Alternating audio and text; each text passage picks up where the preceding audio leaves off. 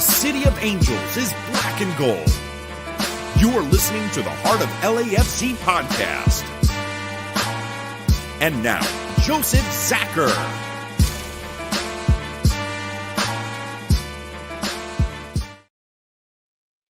Greetings, Los Angeles. Welcome to episode 427 of the Heart of LAFC podcast. First, we're going to call it adversity as we actually face a challenge for 2 straight games where it gets a little frustrating, and now we got to get the job done. So finally, reality sets in for LAFC. So we're going to cover all of that. We'll talk about the Champions Cup series. We'll talk about that Dallas slugfest. Yeah, and get ready for St. Louis this weekend. To make it happen, we've got the full squad assembled. Araceli is here, Bam is here, and Tony is here as well.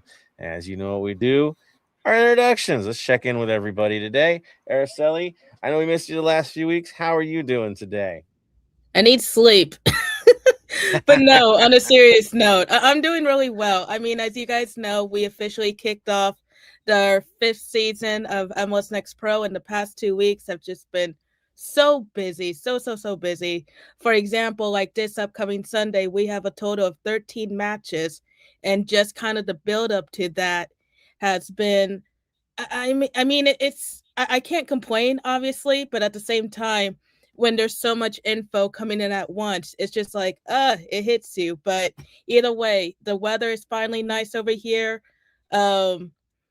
March Madness has begun for us. St. Patty's Day is next week, so everything's looking good.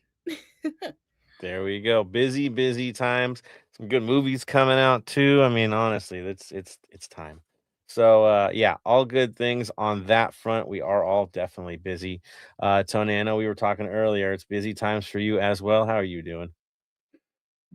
I'm doing pretty well. I'm just getting some last minute things ready for this weekend. And also pretty much the next game, which is on the next away game, which is Tuesday. And just getting ready for everything. But overall, doing really well. Unhappy with the performance with the boys the past 2 games, but it's kind of a tale of 2 games with the same tale, just different outcomes. Yeah, and we'll break it down because there's some good things to take away from it, but of course the cautionary things as well that reminded us of past seasons. So yes, we'll cover that for sure. Bam, how are you doing? Yeah, I'm doing all right. Weekends here, had a 4-day work week because last Monday was a public holiday for us. Got to watch a bit of the MLS last weekend, so I definitely watched our game, watched a few other games too. Some interesting results around the league, and again, the refs showing a lot of red cards, which is interesting to see. Yeah, not afraid to throw it. Unlike CONCACAF, who loves to hold back when they should be red carding people. Yeah, MLS has been, I think the focus on is trying to get flow going, getting rid of some of the dirty stuff off the ball. I get it. It makes sense, cleans things up, moves the game forward. So I'm all right with cards if they're deserved. I hate when they swallow it because yeah, it hurts the game when you let the physicality win the day. It really does. Like, what's the point? Nobody pays for that. They want to see football. So good on them. As long as it's called proper. All right. Speaking of that, we did have a match, a couple matches since the last time we've been on. So we'll definitely cover both of them. Not too heavy on one, definitely heavy on the other. First one we'll start off with, of course, is our win against FC Dallas. Basically, yeah, we thought we were going to get one thing right. Oh, well, we're on a roll. We got this taken care of. FC Dallas is kind of struggling coming in, and thud, we ran into a team that was obviously ready for us in this match. Looking very organized, very physical, hitting when they need to hit. I think, yeah, it surprised a few. That's for sure. And things, of course, didn't get off 100% great. Now, the lineup for that game, basically, we had Lloris in goal. Porteous, Stafari were their center backs. Segura, Palencia in the back as well. Delgado, Eustaquio, Tillman, Boanga, Martinez, Son. The standard. We'll just call it the standard lineup. That's who was on the field. For the other side, no shock, honestly. Cody was in goal. They had 3 center backs with more. Hoda. I can't say his name. Tough one there. Is it Urhugaid? And then, of course, Ibiaga. They had Capis and Romero as your central midfielders. Kamungo Johansson as your kind of wing back outside mid, depending as needed. And Valiente, Musa, Farrington as your more creative players. But of course, they'd even drop back as necessary to hold us back. So that is what we had to face. It got interesting early and a little bit of a surprise. So I'll throw it over to Tony. How did that first half go, sir? Uh-oh, can't hear him there. It was a very low block kind of game. Like we knew what we're going to face, and that's how most teams are going to play us for the moment until we switch up some play styles or just attack a little bit more. But overall, it was just a lot of hard hits. Lloris keeping us in the game, to be honest, is the player of the game, if you can say it. Pretty much is just he kept us in with a lot of great shots by Dallas, but honestly is just the midfielder. Of course, I'll just say this: our creative midfielder kept us in this game, and it kept Dallas honest and not push too much and bring it back and just tighten up. So that was pretty much the first half. Like nothing to write about, just more of just like a grindy game. And then again, we need these games early on, and we need to see how we fit off. But again, nothing too crazy. Well, and the surprising yellow card to Sonny as well for the dive. That was a little bit like, oh, that's new. Yeah, so that did happen as well. So that, first half, again, frustrating. They did have the chances. They could have scored on us, but yeah, Lloris, man, he stepped up in this game. Second half comes about, same frustrations, to be honest. Run of play still was pretty decent. Physicality was there. I know we were getting frustrated with some of that stuff. It did go back and forth a bit. I mean, we gave our own a little more than we do most chances. The one thing I did notice big time was we were really at a disadvantage on dead ball situations, as they had probably one of the biggest teams I've seen in the league. Some monsters out there. We were a little undersized in that, but still held our own. Of course, it took a moment of brilliance, right, Tony, to turn this thing around? An assist by Stefan. Again, we'll have more conversations about him in the upcoming game, but an absolute wonder goal from Martinez. Like just he broke it, and then just it was beautiful. Scores the goal, celebrates with Dola, who was in the house for the day, which was surprisingly I didn't even know until that goal was scored. And that was pretty much all she wrote, is just like us. Lloris keeping us in. Dallas had a couple opportunities, but with us just couldn't finish. And we grind this game up to with 3 points, 1-0, and we move on, still undefeated in the MLS season. Right, and it's kind of interesting in terms of possession for this. It was 61% for us. I mean, again, dominate the possession, kind of give up some counters from these guys. They were pretty good at that against us. Again, they kind of bullied us a bit. Bam, your thoughts on that match itself? First off, I'm going to say, yes, it was a dive and a deserved yellow for Sonny. Yeah, agreed. No matter who you are, you can't say that wasn't a deserved yellow. That's something that's got to be stamped out. Even Sonny knew he was coming his way. Stefan in the midfield, he just dominated the midfield. You can't say much more about that. And Martinez, what was that? My favorite thing, shooting outside the box. Look what happens. Oh my God, we score a goal. I mean, two games with wins because we hit it from the box, right? Exactly.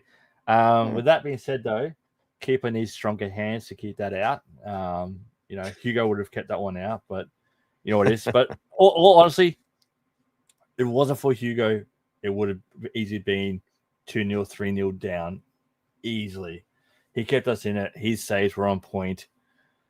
That coming into the season, I'm like, let's see how he's going to go this year. He's a little bit older and all that, but again, he's just dominating, which is what you like to see. He's commanding the team from the back. He's come up with some great saves, and yeah, all in all, you cannot fault that game. Everything was going well. Keeping was on point. Defending was on point. You look at it too. The XG for LAFC was 0.93. For Dallas was 1.2. Yeah, you got to win. So, again, the run of play was ours, but the chances were theirs. But we got the job done. And I think I've told this to Tony and a few others. Sometimes you're a good team by your worst games, right? Your most challenging games. If you can still get a result in a game where you were outchanced, that shows something. So even an off day can produce, then you're doing your job. And that's pretty much what this game came down to. I think it was an eye opener for all of us to be like, wait a second, the game plan is evolving in this league and how to deal with LAFC game by game. And right now, the thought is survive and counter. And survive is the word, And with the talent that we have, they have to survive it. Teams that have been punished, in this case, 2 straight games where they dropped low enough where we could take advantage on the top of the box or just outside of the box and get the job done. That is that. That is how this game played itself out. I can't take much more from it. Yes, there are some frustrations coming from the top of the lineup, right, from their star players. Sonny, I mean, he had kind of a laboring match in this, I think is the easiest way to say it, where he's trying to find stuff, trying to find ideas, and it just wasn't clicking for him, or he was on his ass, right, getting knocked down. Kind of having to deal with the physicality of what Dallas had to offer, and you adjust or you don't. And in this case, he kind of had trouble with it. Still a provider, still doing the job that way, but yeah, the spectacular that we're looking for, he really didn't have the openings, and thankfully we have other guys in the lineup that can get the job done. That's how that game played out. Now, it was a kind of a precursor to the next one, of course, against Alajuelense, and we kind of saw a repeat of a lot of what we were dealing with against Dallas, against Alajuelense. Too bad the results kind of got a little frustrating, and the game plan paid off a bit more for them. So let's switch it right over. Leg 1. So we have a 1-1 draw against Alajuelense. We know their history. We know their capabilities. We also know that they did beat us in our own house the last time we played here. That is the truth of it. This team is scrappy. It finds ways. It also has players that have played in pretty decent leagues in the past, and they're a lot stronger than they were the last time we played them. Do your homework, right? Know who you're dealing with. So what happens? Well, in this case, we actually do cycle the lineup a little bit, make a little bit of a change. I don't think we realized how hard of a change this would be, but this is how it looked. Basically, Lloris was in goal. Porteous Tafari holding it down in the back. Palencia and Hollingshead this time. Blast from the past, right? Hollingshead gets back in the lineup. Delgado and Chouanier were your holding midfielders. Boudry was your attacking mid with Bawanga and Tillman on the outside, right? And then Sonny up top. So in this case, Tillman does a switch, right? Plays a little different. Boudry plays more central. Yeah, looking for the creativity from Boudry in this case. Big change to the lineup, of course, was not Martinez in the lineup, not Eustachio in the lineup. Yeah. Little did we know, or we kind of did know, right? We've been talking about these guys, what kind of impact that would have. So what does the other side come out with? A 4-1-4-1. Okay. Ortega was in net. Vander Putin was in the back. Gamboa in the back. Pinar and Matarita were your outside backs. Salazar was your holding midfielder, with Braun and Parkins playing central mid to attacking mid.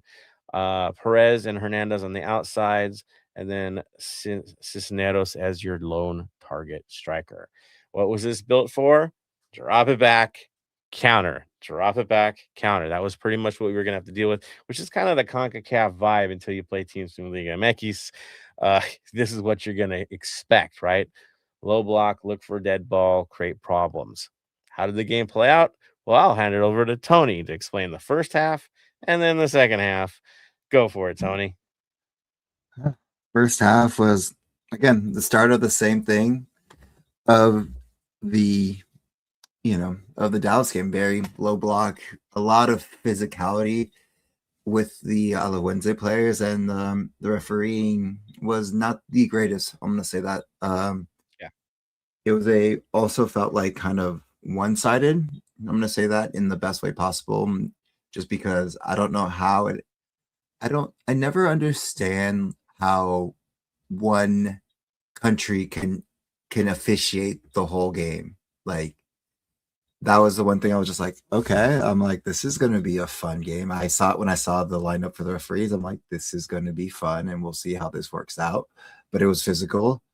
A lot of just, they were just trying to pretty much hurt us at the end of the day, and not until the 44th minute with just a beautiful goal. There's no stopping that. Like those are the things you don't see anymore. Back in the day, the 90s, 2000s, early 2000s, those volley, off the ball volley shots from outside the box, one-timers, just so beautiful. And we go down 1-0, and just like questioning about like what changes can we make to make this game better, but also with how much are we respecting this team?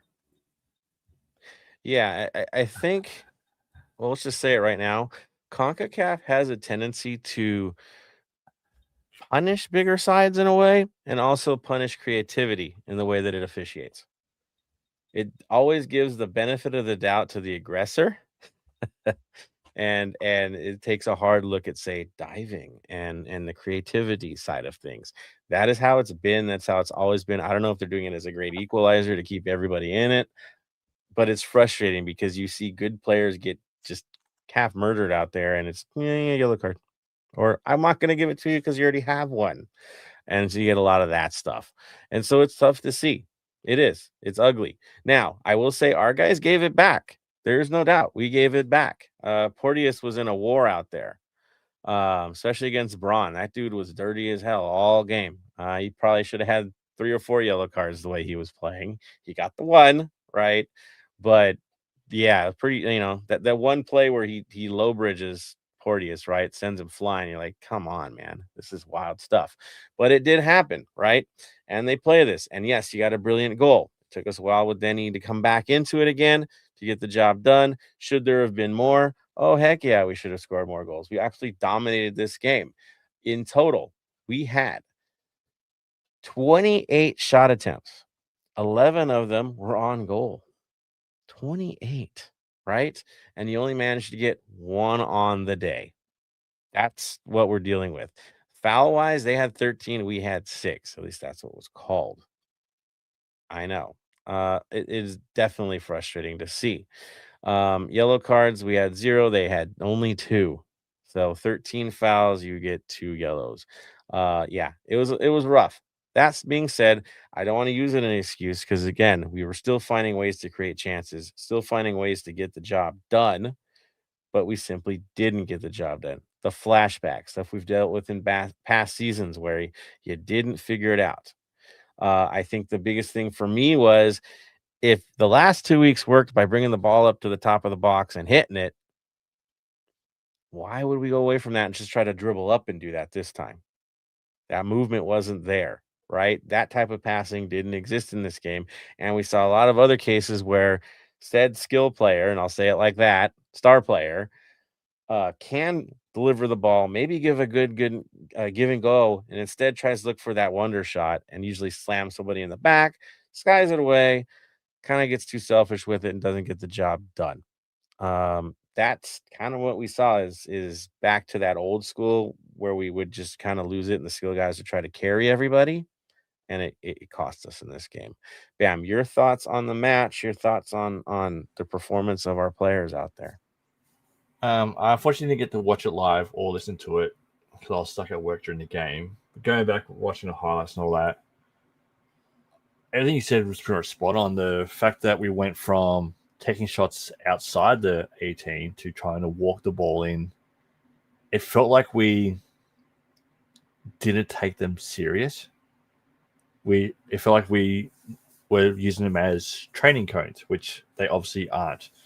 You got to remember, playing against teams like this is their make or break game. This is their cup final. This is their get a point, win the league type game. They're throwing everything they can at this.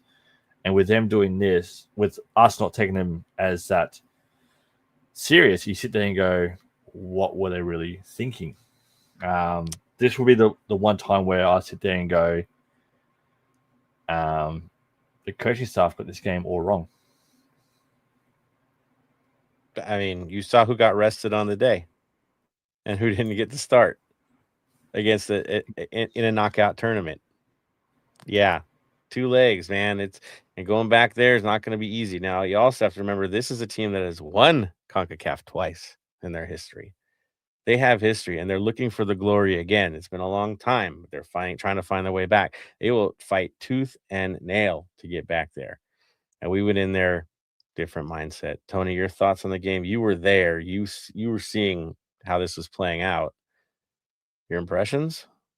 My impressions were just we didn't take them seriously. It's like, okay, so if you're not going to take them seriously, then like, what are we doing again? Like, I understand we still in season and less and every point counts, but this would be a good rotation game for us because, like, not taking anything from St. Louis or anything like that, but tie it, lose it. Like, I don't want to, but like this is the one of our big opportunities to get back into next year's Champions Cup by winning the whole thing and finally getting that cup that we so deserve for those 2 finals that we've couldn't just get over the hump. So it's like, what was the thought process of it? Because now we go into St. Louis and it's like, okay, we have a must win because yes, did we tie 100%, but we are losing at the moment because of goal differential aggregate. You know what I mean? Away goals count a lot more. So we're down 2-1. So it's like, so moving to St. Louis, when we talk about it, it's like, who should be starting? And I know who should be starting, but what is the coaching staff going to do moving forward with this? Right, because you have to have a fresh squad for next week or you're going to go home and not be in this tournament anymore. So that makes that game even more complicated. Are you going to sacrifice it or at least take the risk of sacrificing it so you have your main roster out there? I mean, it is telling that Yusaki didn't even dress for this game. It really is. That was kind of the missing link, I felt, right? Who's the threat at the top of the box? Him and Delgado, right? The one time we saw. More him. And yeah, it cost us for sure. Again, we can go off about it. I do know that we produced the chances to get the job done. We saw free kicks go into the walls rather than around the walls. We saw a lot of that stuff. Again, coach can't do much if you're not actually getting the job done and executing where you're supposed to execute. They do control who gets in the lineup, which means now you've learned and now you have to adjust. So what does this leave us? Well, next week we have to go into their house. They've got that away goal.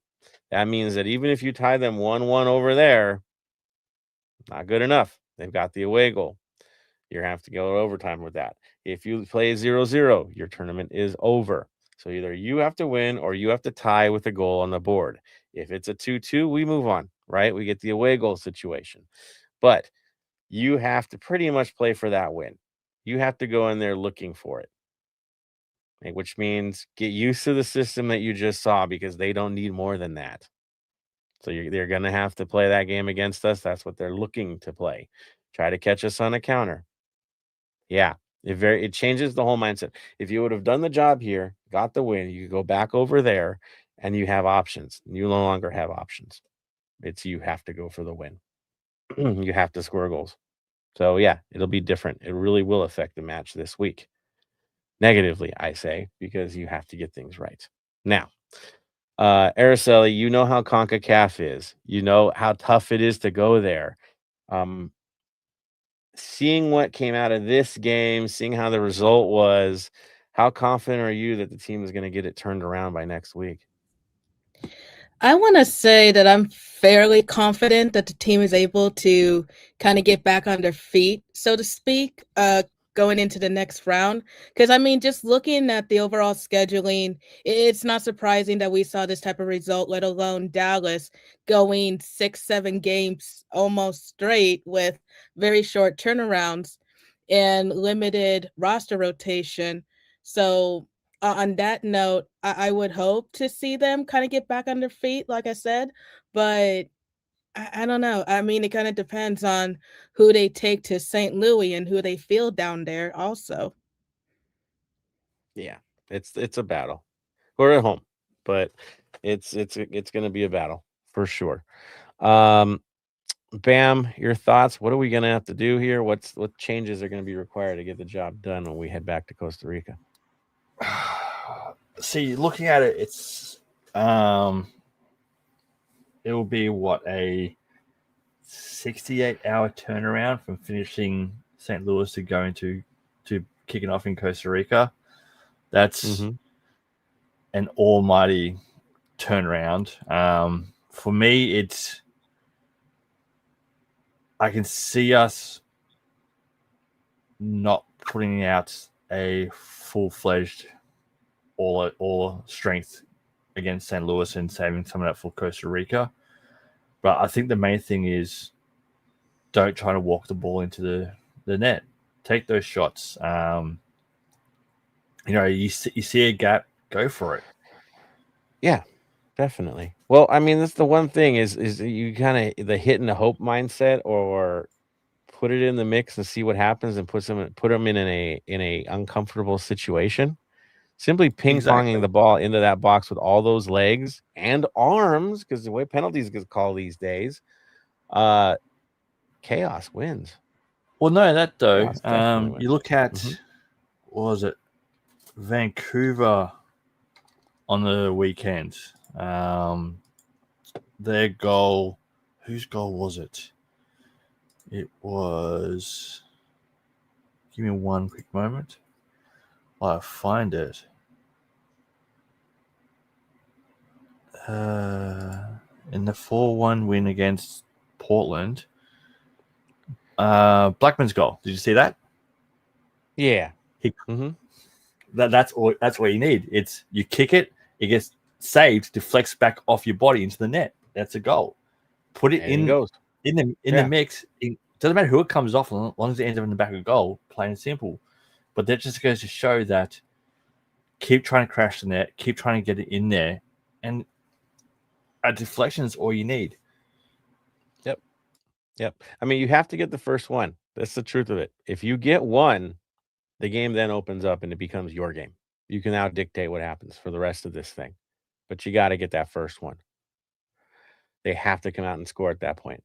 But if they get the first where they hold, yeah, it's the grinder for the rest of this thing. Tony, your thoughts on what's left in this thing? How are we going to pull this off on leg 2? Honestly, just play our game and not overlook them, and just finish our opportunities. Don't be selfish and try to win it by yourself. Again, it we have the tools and everything, and hopefully the rest is well enough. But just score 2 goals and then go from there. And then if we need to score more goals, we got to keep doing it. But just keep the pressure on them for them to make mistakes. There it is. Well said, sir. All right. I do see some of the faithful had something to say. I'm going to jump over there for reactions. Let's see who we've got in the mix here. We have, who's the first in there? It's Dave. It's the Dave show here. We got Dave on. He says it's LAC Familia time. And he also says Eustaquia 100% start over Schwanier. And he also said we left a lot of work on the way away leg to Triple C. Agreed. And then he says, of course, love Porteous and what he brings. Man, he had some stuff for this. Like he knew the assignment for CONCACAF and gave it. He was one of the heroes out there. That's for sure. And as Dave says, we left a lot of work. Now, those who did travel to Costa Rica a few years back and actually went to see a match against this same team in Alajuela know what they're in for. And, it's one of these stadiums that are really on top of you. You do have to deal with some stuff. There's a lot of tradition. It's a 100-year-old club. Everyone kind of sings the opening stuff. Everybody's got that memorized. But what 3252 remembers, and I remember, I was there, was if you keep going, they tend to fade. You got to keep going. So they're going to be tifo. They're going to be wild. First 20 minutes is going to get funky. And if you can get through the first 20 minutes, you can kind of take the game over. In our case, last time was Boanga with a hat trick down there. And so, yeah, you just got to go at these guys. You can't play it nice. You got to basically punch them in the face. That's what it's got to be. You got to take the crowd out of the game. Find those early chances and don't hold back. If you get that, then you dictate the rest of this thing. So that's what you're going to deal with. Those heading to Costa Rica, be safe out there. Have a good time. Alajuelense is like a university town. It's pretty cool. Follow what they tell you to do. If you're heading down there as a big group, you'll be fine. It's a pretty cool setup down there. Different for sure, but a good one. Be safe though. Honestly, follow the rules. I know, sounds funny for me saying that, but it's legit. All right, Marvin is on here. He says, if LAFC were to advance against Alajuelense on Tuesday, who do you guys want to face, Monterrey or Cruz Azul? All right, I'll definitely chew on this one. You got to play Cruz Azul. You have to go to altitude. It ain't going to be pretty, okay? They're both, and these are super teams, honestly. You go to Monterrey, it's a little bit of a different environment. I think something that we can manage more talent-wise. I mean, they're kind of equals. We've seen what they've done, right? They had to play in league. We saw that happen. We saw the chaos in the last match they played. These are tough teams. These are brutal teams to deal with at this stage. But that's why we're in it, right? It's the Triple C. So, who do I want more? I think we'd match up better against Monterrey than Cruz Azul right now. That's how I see it. I think because of environmental concerns, it is tough to play Cruz Azul in their environment. That's for sure. I'll throw it to you, Tony. Your thoughts on the Cruz Azul and Monterrey thought, or you're like, forget it, we have a bigger game to deal with the second leg? Monterrey is going to be a beautiful trip, as in stadium wise and everything. Altitude wise and playing away, it's going to be Cruz Azul, as you mentioned that. Honestly, I think probably Cruz Azul just to see how we do at altitude, because you know what I mean. Eventually, because we need to be tested again, and I just need to get all the tests out of the way. And we already know how we do in altitude in Colorado, but Mexico City is a different atmosphere. So I personally would do Cruz Azul just because I want no easy task and everything. But again, my focus is on Tuesday. But if I'm going to answer that question, I'm going to say Cruz Azul. There you go. He wants Cruz Azul. I want Monterrey. Araceli, where would you rather go? I'll probably go Monterrey. There you go. There you go. I mean, I have to be nice. I have Cruz Azul in the family, so but at the same time, it is what it is. You got to survive and thrive, right? So there you go. Bam's laughing. Thoughts, Bam? Looking at it, for the same reason as Tony, I reckon Cruz Azul, for the pure fact that seeing how they go in tough conditions, I want to see how the players pull up, see what they go through, just to give that extra bit of see how the team goes with the extra bit of stress going on them. Are they going to crack under the pressure, or are they going to step up? And some players that would never get a chance to play in something like that, why not? Much more beautiful stadium in Monterrey. I'll just lay it there. I know, a classic stadium for Cruz Azul, but yeah, I'll leave it at that. All right, moving on. Thank you, Marvin, for that. Good question, sir. All right, so we move on. We've got some I don't do community. We're doing LAFC too. We're going to skip on the good stuff. Araceli's ready to go. So, Araceli, I'm going to hand this to you. What is going on with LAFC 2? I mean, in all fairness, they did fall in San Jose, so we want to skip them. Now, yeah, I get you. But no, looking at them, we actually got a pair of new signings. They signed another pair of LAFC Academy players, Nathan Mardaresco and Felix Gomez, who are now part of the squad, even though they did not travel with the team to San Jose. But as I mentioned a few seconds ago, LAFC 2 did unfortunately fall 4-1 in San Jose. Ernesto Rodriguez scored the lone goal for the Black and Gold. He actually kind of set the tone for the match, so to speak. But unfortunately, things did not go the boys' way, even though they were equal with the Quakes too, with 5 shots on goal. But ultimately, they still fell. So next up, the LAFC 2 remains on the road as they travel to Salt Lake to face the Real Monarchs this Sunday at 2:30.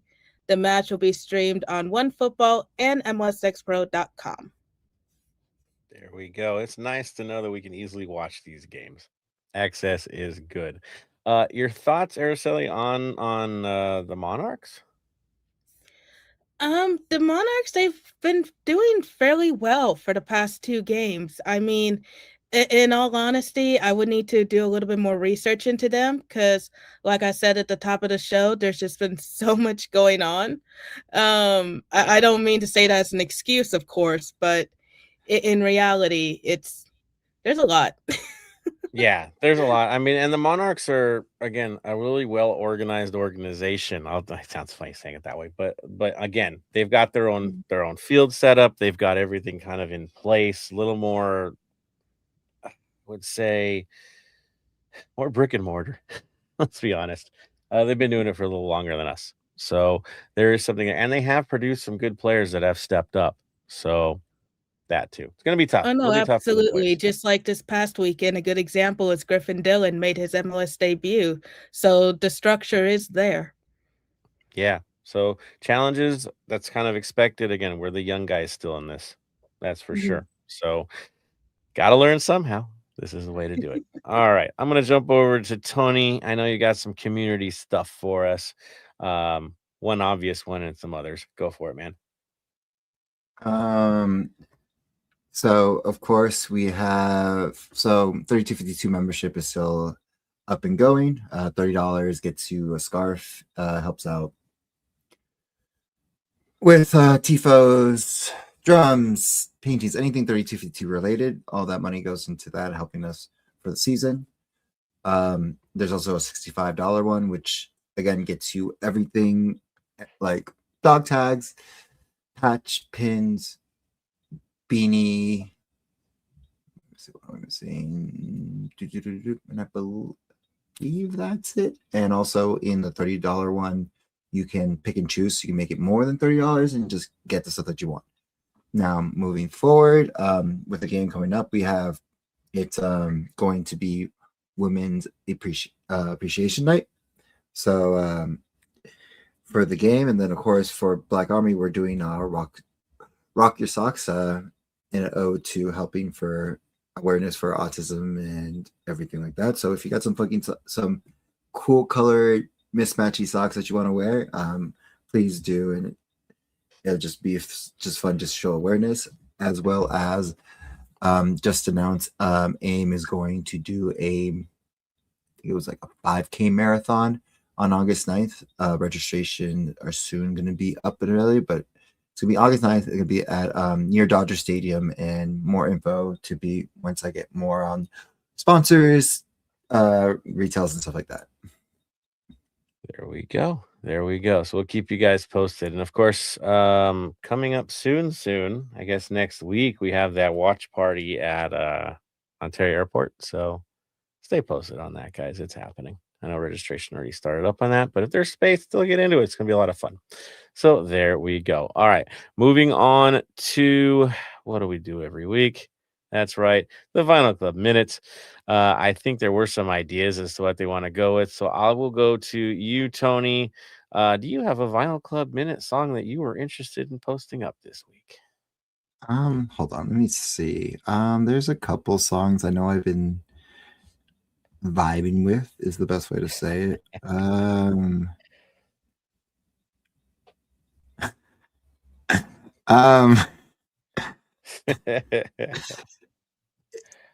So the one I've been vibing with, if you guys haven't seen it, it's a cartoon musical season, Has Been Hotel season 2.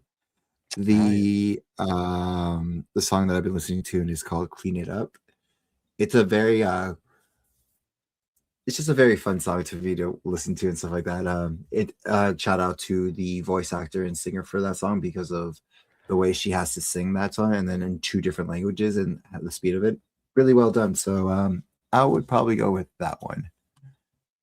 There we go. I like it. Bam, you got one? I got one. I'm going to go with a bit of St. Louis City because that's where we're going. Who we're playing next. Okay. I'm going to go with a song that came out, was recorded and released in 1964.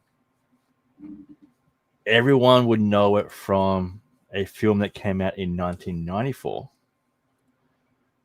when one Vincent and Mia are dancing at Jack Rabbit Slim's. I'm going with Chuck Berry's You Never Can Tell. There you go. Fun fact. Danced with my sister at a wedding for that song. So there you go.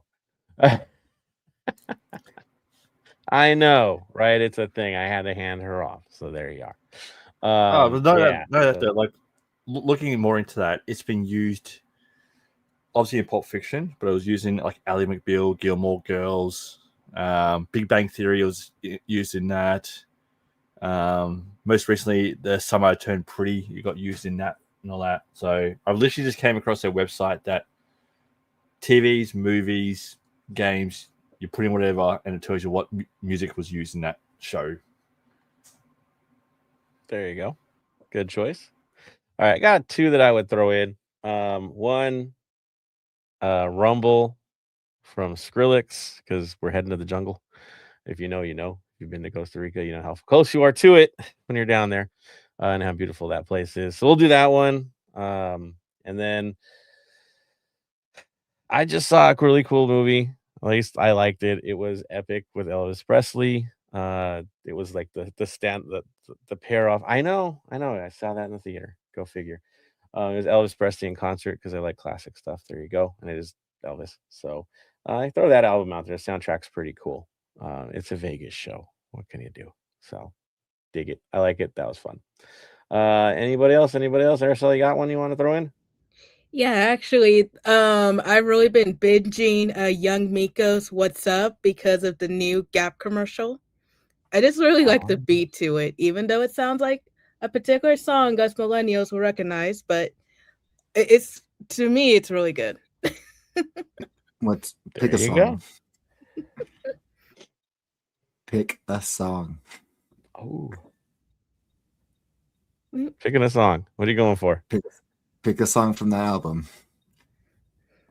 Araceli? I did pick a. I'm going with that song. I'm not. All right, there you go. Covered. All right. Music in, football back again. Let's switch it over. Back to LAFC St. Louis City. Yes, this weekend, 7:30 p.m. kickoff, March 14th. I know. We're playing St. Louis City. Obviously, we're 3-0 with 9 points. Still looking the part. Have not conceded any league goals. Right, so there it is. But we are playing St. Louis City, who is 0-1-2 with only 1 point so far in their first 3 games. You're like, oh, goody, a team that's winless. You could think that way, but I would say, oh, watch out. You're playing a team that's winless, who's hungry, and actually outplayed the last couple teams they played, and were very, very unfortunate not to get better results. Real talk. This is not a bad team. It is a team that's a little bit snake bit, a team that's had some chances not quite go their way, and they're coming to us hungry and trying to survive. They aren't looking to go into another game with another defeat. They're coming at us. It's going to be hard. It's going to be difficult. Yes, Klaus is now in Carson, so there are some new faces to feature. But they only lost 1-0 to Seattle, and they kind of dominated in that game. They were the better team. They really were. And you know how good Seattle is this year. So fair warning. So who they lose to this year? Again, that's also why they're winless. They lost to the Seattle Sounders. They lost to San Diego, who we all know what San Diego's doing this year. They're looking nonstop. And then they tied Charlotte, who's not a bad team either.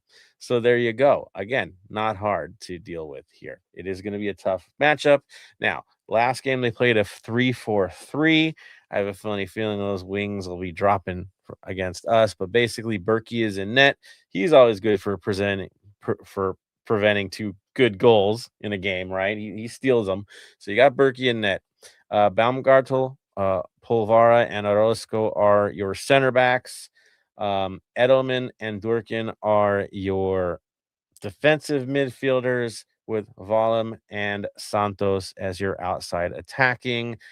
wing back, midfielder, depending what you need in the game. That's what they're going to do. They're going to go everywhere and make it happen. And then up top, you have Becker, and you have Toiker, and you have Hartel, yes, former St. Pally, up top as your attacking options. Last game, like I said, had about 61% possession. Shots were there. They were the better side. It just fell short, gave up a goal in the 47th minute, so just coming back from half, and then just didn't find their way back into the mix. I go to you, Bam. You've seen what St. Louis has to offer. I know they had a lot of adversity last year, trying to get things back together this year. What are your thoughts on this team this season? They're a lot better than what they were last season, that's for sure. They've done some great signings off the field. The big signing that he hasn't played for him yet, but I am waiting for him to play for it, is former LAFC player Mbeke 4. Seeing him back in the league is a little bit bittersweet. I'm glad to see he's getting back here, but it's a shame that he's going to them. But I really want to see him get some game time, because what he did for us, he'll be able to do greatly for St. Louis. Yep. But as you're saying, is they have been unlucky not to at least get a point, let alone not even win their last game against Seattle. They were a much better team. They were pretty much all over Seattle. They had 12 shots to Seattle's 8, but it didn't have any big chances. So for me, it's you got to be wary of what they can do. And at the same time, they're hungry for a win, let alone more points. Hungry for goals, too. They've only got one so far this year. Again, frustrating right now for them. So it is an issue to deal with. Again, they are organized, though. They are an organized side. I think the talent will start producing. Let's just hope it's not against us. I think it's the best way to look at it. Of course, I'm going to throw it over to Araceli, because they're kind of neighbors to you guys. You're not the greatest fans of St. Louis. Your thoughts on St. Louis this year? I mean, when we're looking at St. Louis, and very quickly, yes, we do call them St. Louis. It is a Midwest thing. If you don't believe me, look at the club's page. They even made a scarf with the name on it. But going back into their run of play, kind of like as you pointed out, they haven't been faring well so far this season, with 2 straight losses and losing João Klaus. That was definitely a key part of their play. So I am curious to see how they fill that hole moving forward. They do have other pieces like Simon Betcher, who is known for, being high energy, strong under press.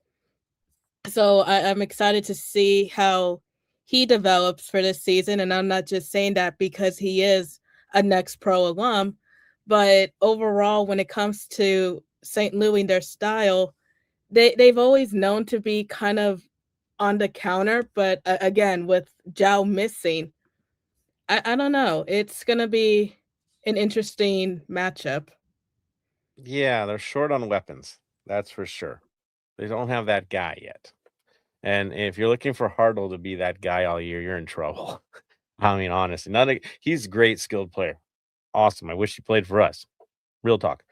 But he's not going to carry you offensively. That's not what you're going to get. That's not the game you're going to get from him. He will set others up. He will score from time to time. That's what he does. But there needs to be more from the rest of the lineup. He does stand out with this lineup, but they need more. So we're going to deal with the team. Same thing. They're going to class back. They're going to look for it. They are willing to do possession at times. True. But against us, everyone's already learned their lesson. They're not going to punch us right at the same level. They're not going to give that a back and forth transition game, because that's just death if you do that against LAFC. So that's where they're at. Our story, of course, is very different. What are we going to do with our lineup? That's a big issue for us. We've got the situation last week, midweek, right? Now we have to get a result on the road in CONCACAF. We know that's our main focus this year out of, the playoffs. So now what do we do? Are we going to take guys on short rest to Costa Rica, or are we going to give them a chance to breathe?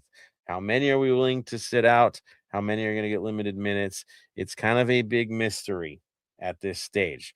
I would assume if Eustaquio is ready to go, probably going to play this game since he got a full-on rest and not even dressed, unless there's something we don't know about him. Who else features? That's the big story. Bam, I'm going to go to you first. I mean, goalkeeping is going to be Lloris. When the hand is hot, you got to keep him playing. You don't let him sit. Center back situation, we're going to probably expect the same guys, right? 100%. Tafari and Porteous, 100%. Unless they are tired or they've got little niggling injuries, you got to start them. And same with the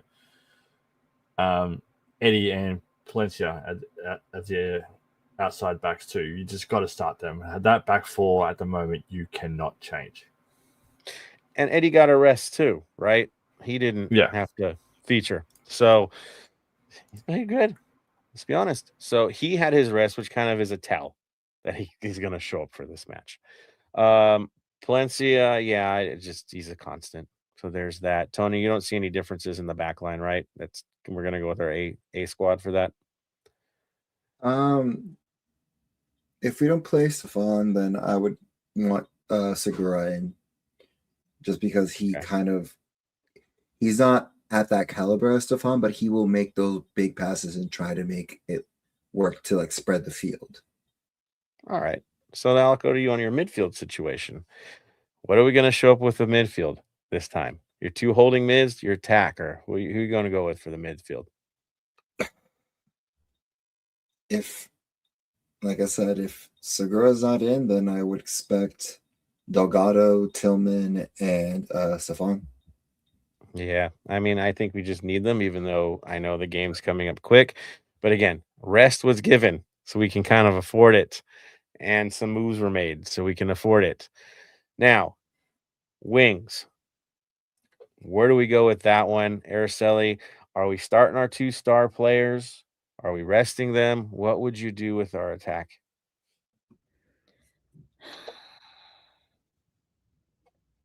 That's a tough one. I know. I know. I would say start them, but let it rip. Mm-hmm. All right, so that's Sonny, Bwanga, and who's next to them? Is it Martinez?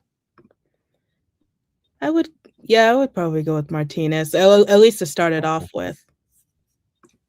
All right, so you're right forward again, right? The A lineup. Bam, your thoughts? Are we going to go with the big boys again with Martinez? Uh-oh, can't hear you there. We are going to go to the big boys up front with Martinez. I am going to change my midfield a little bit. Okay. For me, Tillman's going to rest and Chonier is going to start. I would prefer that, honestly. I would. I'm with you on that one. And I'm as an early sub, or? Yeah, it like the way I look at it is the way that Stefan's going in the midfield at the moment. You know, you can push him up to be that attacking midfielder and put Chonier as a more defensive midfielder. But to me, it will be number 8, Stefan, and Chonier in the midfield. I like it. Now, Sonny, it's a big conversation, right? He's looking tired out there. I'm not going to lie. He does look tired. He looks a little beat up. There's some things missing from his game. I know there's some complaints about how he's getting service and whatnot, but he's kind of the conduit, right? He's still producing passes that are good, still running where he needs to run. But those one-on-one situations, it just seems like there's an off step there. Something's not quite right. Also, touch of the ball seems a little bit off as of late, especially in dead ball situations, things that suggest fatigue. Tony, I go to you. Is there any chance we limit his minutes in this game? I would. Is there a chance they might? I don't think so, but I would, just because of the importance of Tuesday, but also the importance of overall health for him moving forward. Because then it's like, again, start of the season, it's fine. Like it's healthy legs. He had the whole off season to rest up. But again, it's just like also I don't think you see him getting left off the sheet ever or benched just No. because of who he is and how he comes at the game. So, but I would limit his minutes. Yeah, I think that's going to be, if you're going to talk about Dos Santos and his great test as a manager of this side, is how he manages our top two talented players. Is he going to have the hard conversations with them?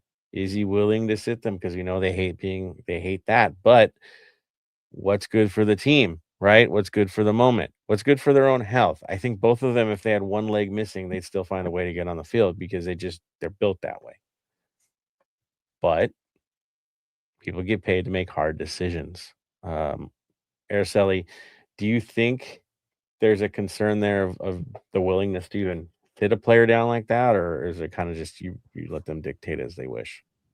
I mean, there's always a concern, especially with this type of schedule that we have for like the last couple of weeks. Like I said, a few moments ago, when you're going 6-7 games straight with limited rest, it's kind of a given. I mean, obviously it's not an excuse, but at the same time, that's just reality. So in an ideal situation, I would like to see both Sonny and Bawanga get some rest. But of course, with it being MLS and Sonny being Sonny, it's more of a fan service. So I do see him starting just to kind of make that appearance, but hopefully his minutes are limited, considering they'll be on a plane in less than 24 hours again. And Yeah. Bwanga's almost superhuman at this point. Like, he could play 10 games straight. Again, not ideal, but given his record in his past, I think he can handle it better than Sonny can. That's just my Oh yeah, opinion. he played. Yeah, the guy went from playing a national team match, going on a red-eye flight, and getting into the second half of a game like the next freaking day. He doesn't come off. I already know that with him. I think it's more about the Sonny management, right? I mean, what do we do? He's going to dictate. He's going to push that he's going to play because that's who he is. He's a competitor. But man, it's hard decisions to make because we have to keep him healthy for the whole year. Bam, any chance that we won't see both of them in the starting lineup? I don't see that resting either of them unless it is for their physical and mental health that they get told you have to rest. How do I put this correctly? I see Dos Santos, if he wants to rest certain players, getting the word down from up top to not rest certain players due to other stuff, which Contractual you hate to see. obligations, maybe. Yeah. Well, not that, more revenue-related observations. But you at the same time, you sit there and go, when is it right to not do that compared to do that? When do the football requirements overtake the commercial requirements? Is that what we're? Yeah. Again, this new coach, this is his challenge this year. I don't think it's tactics. I don't think it's overall lineup situation. It is, how do you handle the talent that you have? And as a new coach dealing with legendary players that we have, how do you manage them? Managing the egos is probably the toughest thing when you have a good team, right? That is your battle, is how do you keep the right people enthused at the right times and not lose the room, right? So it's going to be tough for him. This is one of those days that we might have one of those situations where he's got to get creative in the way he handles this side. All right. I do see a couple comments from the faithful. Let's see what we've got there. Let's see who's on. Let's see. We have not much going yet. We're pretty good there. All right, so we're good on that. Guys, remember, always leave your comments. We're always going to be there for you guys. Whatever you have to ask, go for it. If you're traveling to Costa Rica, let us know you're traveling to Costa Rica. It is a great trip. That is for sure. So there we go. All right, which of course brings us towards the end of it. And I will say, before we do our final comments, talking again about St. Louis City, Tony, what do they have to do to get the result for this game?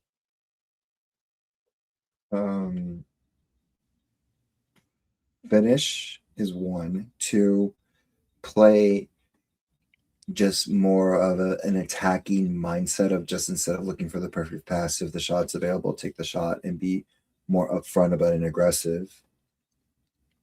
Simple stuff. Yes. Araceli, what are they gonna have to do to get the job done? I mean, in reality, just don't make any silly mistakes. I mean, naturally, we want to say go full force for the full 90, but with everything else coming up quickly, I wouldn't be surprised if they're already thinking ahead to Costa Rica. I think that's the mental side of it, the mental challenge for this game. That's for sure. Bam? For me, is if you get a shot, take your shot. Plain and simple. Outside the box, in the box, doesn't matter. If you think you can hit it, let alone on target, go for it. We've seen what happens when you do take those shots. Some absolutely amazing goals get scored. Just go for it. And if someone's taking a shot, just crash the net. Try and get in there as much as you can. Yeah, get stuck in. This might be one of those Boyd situations where he might be a good guy in the lineup for that kind of stuff. So we shall see. That's for sure. All right. So that brings us to the final thoughts of the game. That's what we do. Close things out. So I'm going to go to Tony first. Tony's like, me again? Yeah, I'm going to you, Tony. Give us your final thoughts, sir, as we close another episode out. Final thoughts of the day. Oops, sorry. Is pretty much just have open conversation and just keep the community together is the best way. It's like it's okay to disagree and not agree on certain things, but at the end of the day, we're all human beings, and just to keep that community conversation of we're in this together no matter through the good and bad is just kind of lacking and missing, and just like feel like people just get lost in that, like just because of what's going on in the world in general.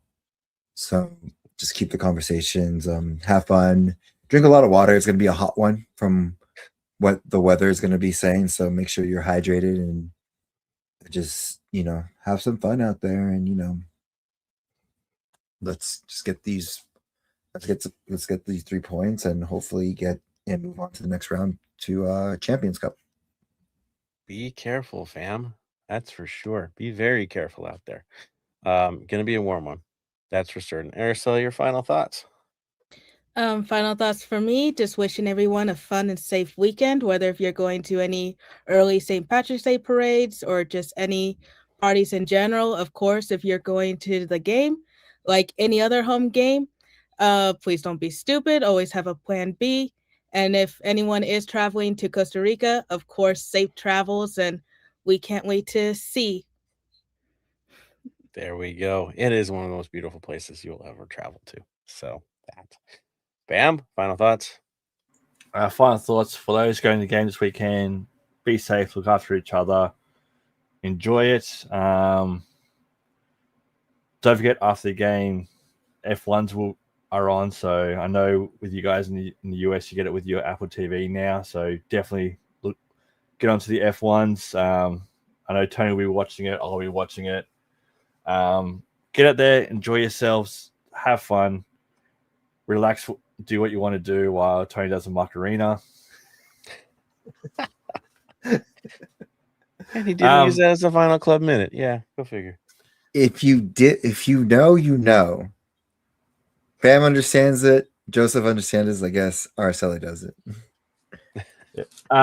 Yeah. But that being said, though, again, when you're at the game, when you're tailgating, or even if you're just sitting at home, go speak to people. Go have a chat with people. Go talk.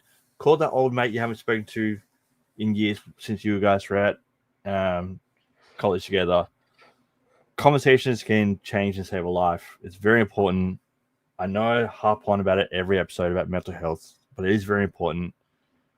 There are outlets that you can take to get your mental health better.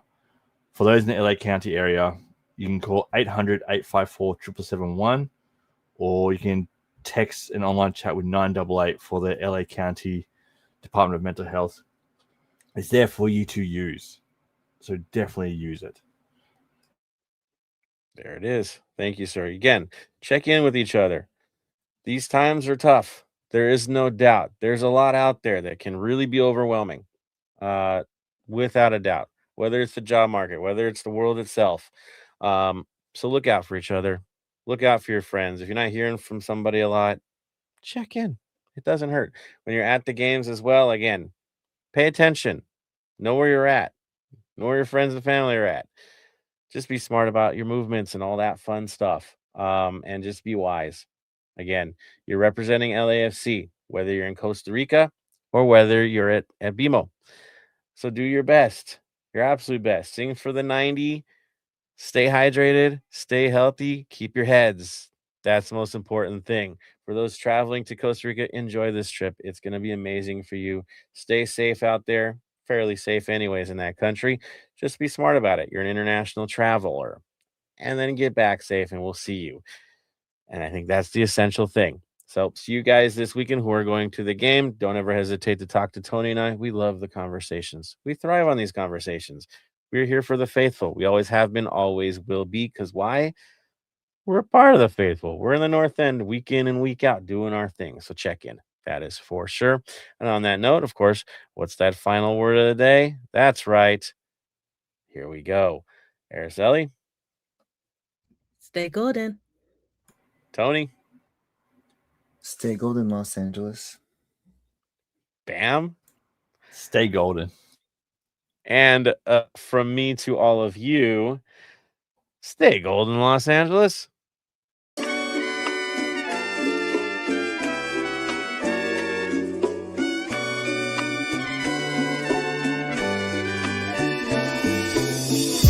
Thank you for listening to the Heart of LAFC. Make sure to leave us a rating and review on iTunes or Stitcher.